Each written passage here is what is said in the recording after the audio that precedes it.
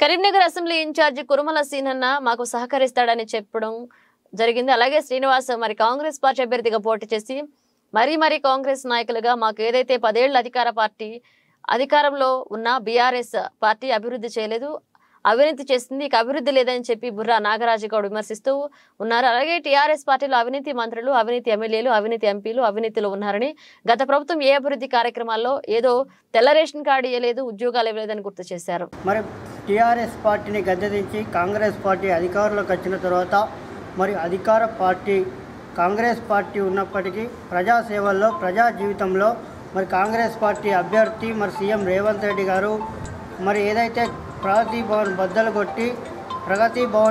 కొట్టి మరి ఏదైతే ప్రజా దర్బారు పెట్టడం జరిగింది. ఈ ప్రజా దర్బారులో ప్రజలంతా సంతోషంగా మరి రేవంత్ రెడ్డి గారు కానీ అక్కడ ఉన్న అధికారులను కలవడం జరుగుతుంది. బట్టి విక్రమార్క గారు మరి ఉన్నారు.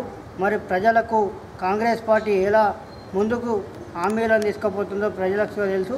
ఈ బీఆర్ఎస్ నాయకులు 10 ఏళ్ళు పరిపాలించి 10 ఏళ్ళు అధికారుల ఉండి వాళ్ళ సొమ్ము వాళ్ళు దోచుకొని మరి ఎమ్మెల్యేల అవినీతి, మంత్రుల అవినీతి బయటపడుతుందని చెప్పి ఈ బీఆర్ఎస్ నాయకులు భయపడుతూ ఉన్నారు. బీఆర్ఎస్ పార్టీకి ఎప్పుడైనా జన్మగీతం పాడక తప్పదు. మేము అసెంబ్లీ ఎన్నికల మరి పార్లమెంట్ ఎన్నికల ముందుగా మేము అన్ని సీట్లు ఉమ్మడి జిల్లాలో గెలుస్తామని చెప్పి మరి కురుమల శ్రీనివాస్ గారు ఇక్కడ అసెంబ్లీ ఇన్ఛార్జిగా ఉన్నారు. మరి దీన్ని మేము పరిగణలోకి తీసుకొని వాళ్ళ నాయకత్వంలో పనిచేస్తూ ఉంటున్నాం.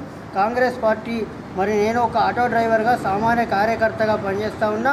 నేనుసుగా రేవంత్ రెడ్డి గారు ఏదైనా పదవి ఇస్తారని చెప్పి కోరుతూ ఆ పదవిని ప్రజలలో తీసుకుపోయి ఏ పదవి ఇచ్చినా ప్రజలకు సేవ చేయాలని నా కోరిక. మరి కాంగ్రెస్ హైకమాండ్ ఒక గరీబును మరి ఏదైతే వెల్మ బొజ్జుకు ఎమ్మెల్యే టికెట్ ఇచ్చారో ఆ విధంగా నన్నుసుగా రేవంత్ రెడ్డి గారు ఆదుకుంటారని కోరుతా ఉన్నాను. కరీంనగర్ బీసీసీఎల్ టౌన్ జనరల్ సెక్రటరీగా ఎన్నికల ముందు నాకు పదవి ఇవ్వడం జరిగింది. కానీ ఈ పదవి కాకుండా మంచి హోదా నాకు రేవంత్ రెడ్డి గారు మరి ఇస్తారని చెప్పి కోరుతా ఉన్నా. మరి అందరూ సీనియర్ మంత్రులు నాకు సపోర్ట్ చేస్తారని కోరుతా ఉన్నా.